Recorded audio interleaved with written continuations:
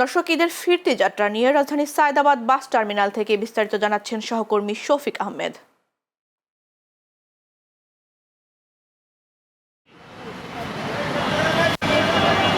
ঈশিতা, আমি এই মুহূর্তে দাঁড়িয়ে আছি রাজধানীর আন্তজেলা বাস টার্মিনাল সায়দাবাদে।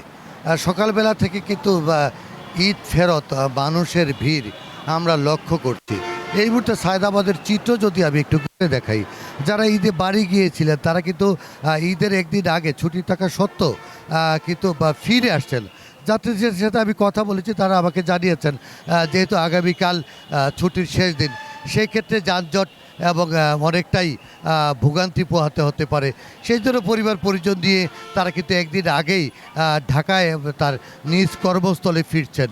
তো তারা এইবার সব কিছু মিলে যাত্রীরা আমাকে জানিয়েছেন যে এবার আসলে যেহেতু যাতায়াতে তেমন ভোগান্তি ছিল না, আর শেষ সময়টাও তারা ঠিক নির্বিঘ্নে ঢাকায় আসতে চান এবং স্বস্তির যে ঈদ, সেই ঈদ তারা ঈদের কথা এবং ঈদের সেই স্বস্তিটা তারা মনে রাখতে চান। তবে যানজটে আমরা সকালবেলা থেকে সায়দাবাদ টার্মিনাল যা দেখছি যে যাত্রীরা কিন্তু আসছেন এবং একে একে আমি দেখছি যতই সময় গড়াচ্ছে, এখন ঠিক দুপুরবেলা যবে সময় গড়াচ্ছে ততই কিন্তু যাত্রীদের চাপ বাড়ছে।